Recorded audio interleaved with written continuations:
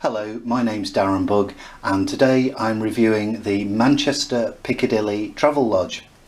Now there are lots of travel lodges in the city of Manchester and also within the greater Manchester region, and this one is probably the most central travel lodge in the whole of the Manchester region or the city of Manchester. There is a difference which I'll explain a bit later on. But before I get on to that, let's have a tour of the room. So first of all, the television. I have not got a tape measure with me, but I think this is a 28-inch television. It's definitely not a 32-inch, and I don't think it's a 26, so I think it's a pretty good guess that it's a 28-inch. It's a Samsung TV, which is always a good sign because, as I've mentioned in several of my other video films, with the Samsung you've got the option to put a HDMI and also a USB stick into the side of the TV, and as you can see there's plenty of room there to bring along your USB stick with your films or TV programs or whatever it is you want to put on, photographs or music or whatever. And if you're bored and if there's nothing much on TV, then you've got that option there. And if you see my other film about the Travelodge super rooms, then you'll know that I have mentioned this in quite great detail. It is important to have a television that allows you to not just plug in the USB stick, but one that does accept various formats. And I've found that Samsung is probably one of the best televisions for this. That and LG are the two makes of TV I found that are best. They seem to accept just about any film format that you want. So if you do like doing what I do, which is basically downloading films and bringing them with you and watching them while you're in your hotel room, then you'll find that Samsung TVs are really good. They do accept just about any format that you want to use. Let's move into the bathroom. There's no bath. There is a shower and all the usual stuff that you're used to in a travel lodge. So you get this kind of soap dispenser, which is nearly always empty, I think. I'll try it. Oh, it's got some in. Amazing. Usually they don't have anything in. And the shower itself, I'm going to be careful with this because I have already tested it, and it is actually a power shower. It's great. I'll just give you a demonstration. There you go. I won't turn it on anymore because I don't want to wreck my camera, but it is a good shower. I wish it was one of the old-fashioned type where they have the cord coming down here so that then you can move it about and wash your hair and wash your bits and all that kind of thing. Unfortunately these fixed ones, they're great if you want to shower your head or your back or whatever, but if you're quite a small person, these are quite high up and I'm tall so that doesn't matter, but if you're quite a small person your head's going to be down here and you don't really have much flexibility. So I prefer the old-fashioned type where you actually get the cord hanging down. These are the more modern ones, but it's a powerful shower. The shower tray, absolutely pristine clean. I always have a look in the corners because you often get a little bit of mould. You sometimes get it even in the better hotels, just down in that corner there or that corner there, a bit of mould, but there's no mould at all. It looks really clean, and that is actually one thing I've noticed about this particular travel lodge. I've stayed in many. You've probably seen some of my other films on YouTube, and this one has impressed me. It is very clean. The rooms are clean, the corridors are very clean, the carpets are clean, and the bathroom is very clean. You've got the usual stuff, your toilet, your spare toilet roll if you need it, the bog standard sorry, excuse the joke, the bog standard wash basin, hand basin, and the mirror. You can see me there, and then you've got your soap dispenser there as well, and your clean towels and some more towels here. So really basic, bog standard type of bathroom, but very clean, which is good. And also it does have a very powerful shower, which is also really good. So let's have a look at the room. You've got your standard bed. You're used to this now if you stayed at a travel lodge. The pictures are always the same. They've got the same picture in every room, in every travel lodge in the entire country. And they've got the same bed runner there in every travel lodge everywhere in the country. It's not a particularly massive room, but you don't really expect that because we are right in the centre of one of the biggest cities in Britain. I think Manchester is the third or the fourth biggest city in the United Kingdom. They like to think they're third, but people like me from Leeds like to think we're third biggest. But it is a big city anyway. Manchester is a big city, and we're right smack bang in the middle of a big city, so you don't really expect to get very large rooms. This actually is a very large Travelodge. From the outside it doesn't look that big. There's only a very small entrance in Piccadilly Square, which is the big square in the centre of Manchester, and when I walked in I wasn't expecting it to have many rooms. I get inside and there are 5 floors and there are hundreds and hundreds of rooms. It's massive inside, it's like the TARDIS. It's small on the outside, and then on the inside it is actually quite a big hotel. Okay, so I've talked about television, then you get all the usual stuff. This is standard in just about every Travelodge. So you've got your mirror there, you've got a sort of I won't call it a wardrobe, it's just like a coat hanger. As I've said in all my previous films, you hardly get any coat hangers, and this seems to be standard whether you're in a Travelodge, a Premier Inn, or whether you're staying in the Ritz Hotel in London. It's always the same, they never provide enough coat hangers. But that's just a standard problem that you get everywhere. Small window, again, it's a standard sort of window. They all have the same windows, they all have the same curtains. The great thing about Travelodge is you know exactly what you're going to get. And it is basic, but it's cheap, and as long as it's clean, that's fine. Let's have a look at what they give you in the rooms. Now, I need to just point out at this stage, this is not one of the super rooms. You may have seen another film I made on YouTube about these super rooms in London, and a few other cities have these what they call the Travelodge super rooms. This is not a super room. This particular hotel does not have super rooms. They only have the basic rooms. I would have paid extra if they had a super room, but they don't. So you don't get the flashy coffee maker that you get in a super room. You just get a bog standard kettle, a couple of mugs, and then this breakfast tray thing. And if you stayed in a Travelodge before, you know what you're going to get. You're going to get 4 of these milk things. You're going to get some tea, which I never use because I can't stand tea. You're going to get your sugar, your sweetener, your standard coffee, which is alright, it's not bad quality. You're going to get your decaffeinated. If you know me, if you watch my other films, you know that I personally think that whoever invented decaffeinated coffee should be taken out, put against a wall and shot, because decaffeinated coffee is the most pointless thing ever invented. You do not get the crisps, you don't get the peanuts, you don't get the chocolate biscuits, you don't get the strong beer, the spirits, the tonic water, or the standard spring water, because I brought that myself. If you want that, then you need to stay in a different hotel, or you can just go to the branch of Aldi about half a mile away, which sells them at a very good price. So there you go, you've got your standard stuff that you get in all the basic Travelodges, the basic Travelodge rooms, not the super rooms. If you're in a super room, then you get a snazzy Lavazza coffee maker. You've got points for charging, or rather, should I just say, sockets on either side of your bed. You've got 3, you've got one either side of the bed, and then you've got one just there below the mirror. You've also got another one here next to the heater, but if it's cold, obviously you need to use that one for the electric heater.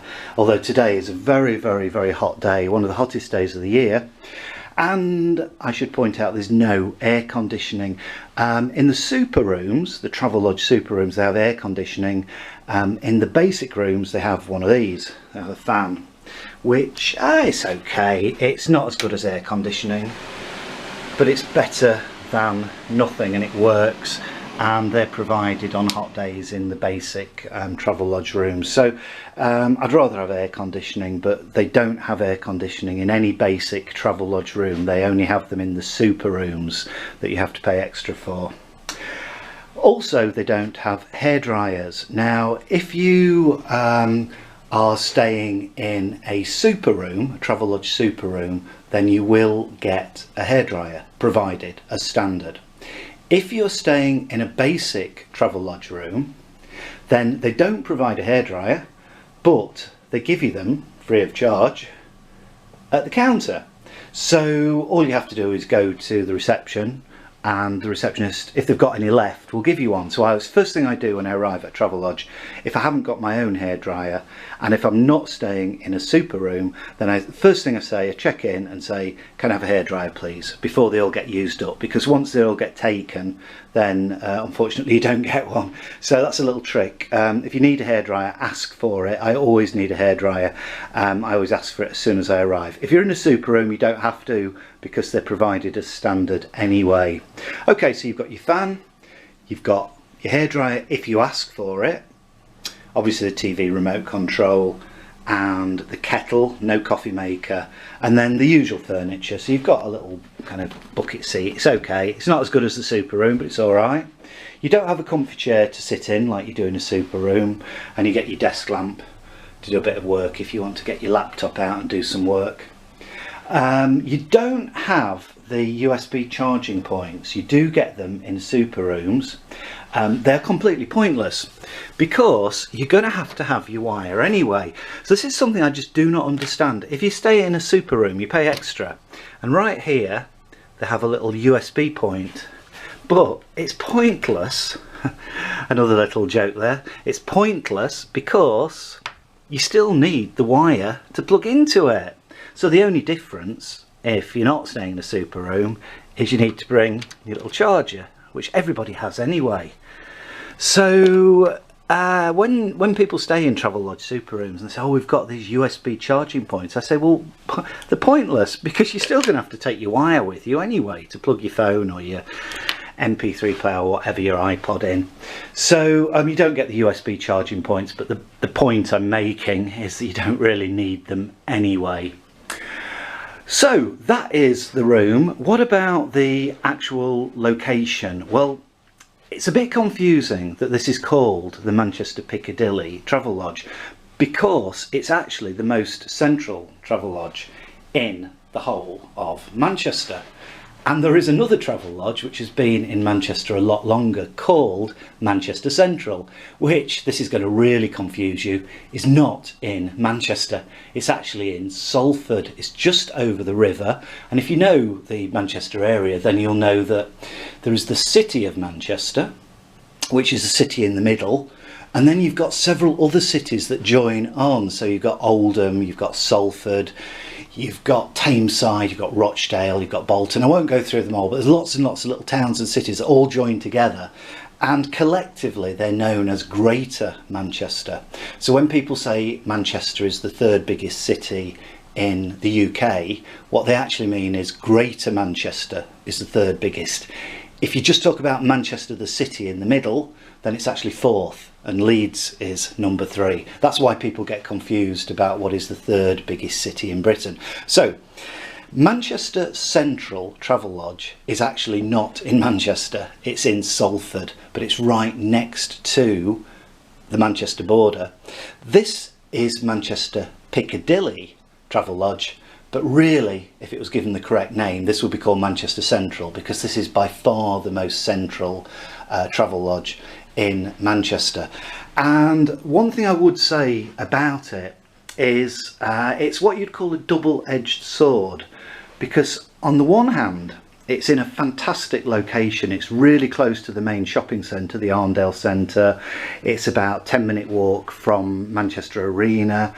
It's about 5 minutes from Manchester Piccadilly train station, about 10-15 minutes from Manchester Victoria. So it's near all the train stations, it's near the shops, it's near the art galleries, it's near all the tourist attractions. But if I'm absolutely honest, the area Manchester Piccadilly is not what I would say is the nicest area of Manchester. In some other cities like Leeds, for example, the city centre, the closer you get to the centre, the nicer it gets. But in Manchester Piccadilly, the big square in the centre, it has litter, it has young people doing things that young people shouldn't be doing. It has, I mean, I'll be totally honest, I've seen drug dealers right outside, I've seen prostitutes, I've seen homeless people. Manchester Piccadilly does have a reputation for being quite a bad area, and it's right in the centre of Manchester as well. So you have the big advantage of the convenience of being right in the middle of the shopping and all the tourist attractions, but it is also not the the best area, but it is really convenient. One thing that had worried me was going to be the noise level. I've stayed in most of the other Travelodges within Manchester, within Greater Manchester, and the thing that put me off staying in this particular branch of Travelodge was the noise, because there's traffic, there's kids out right throughout the night, there's all sorts going on outside. I thought it was going to be really noisy, and I'm pleasantly surprised to find that it's actually not noisy at all. This room is really quiet. I am at a room at the back. I'll just show you out the window. You can see I'm just basically looking onto a courtyard, and I'm near the top of the hotel, so it's not a very nice view at all. But it's really quiet. So if you do stay here and you want to be really central in Manchester, it's great really, because if you stay in one of the rooms at the back, then it's lovely and quiet, you get good night's sleep, even though you are right in the middle of Manchester. I have read some reviews on TripAdvisor saying that even the rooms at the front are actually quite well soundproofed. So I haven't stayed in one of the rooms at the front overlooking the square, so I can't vouch for that. But from what I've read on the internet, it sounds like that even if you are the other side of the hotel in the actual square, apparently that's fairly quiet as well. I can't vouch for it, but I do believe that this hotel is actually surprisingly quiet considering its location. So that's it, that's Manchester Piccadilly Travelodge. Remember, not Manchester Central. I personally am having difficulties not saying the word central because it is the most central Travelodge. If you stay in Manchester Central Travelodge, you're still in the city centre, but you're the other side of the city centre, and technically you're actually in Salford. You're not actually in Manchester. This one is slightly more expensive, I found, than some of the others. If you stay in the suburbs, if you stay in other bits of Greater Manchester, you can probably shave £5 or £10 off the cost. This was very reasonable. Thursday night it cost me £25, which I think is an absolute bargain. In the middle of summer, 25 quid to be in such a fantastic central location. It's not the height of luxury, it is a Travelodge after all. It's one of the basic Travelodge rooms, but in its favour, it's really clean. I've been very impressed. The staff at reception were extremely friendly, nice people. It's got everything you need. It's cheap, and it is in an extremely convenient location. So the big question, would I stay here again? And yes, I would, definitely. I've stayed in some of the other Travelodges in Manchester, which I actually wouldn't stay in again. But I've surprised myself, because I wasn't sure whether I would like it. I wasn't sure if it was going to be too noisy. But it's clean, it's nice, it's quiet, and it's a great location. So overall, yes, I would recommend it. And at 25 quid for a night on a Thursday night in summer, I think that's really good value for money. So well done, Travelodge.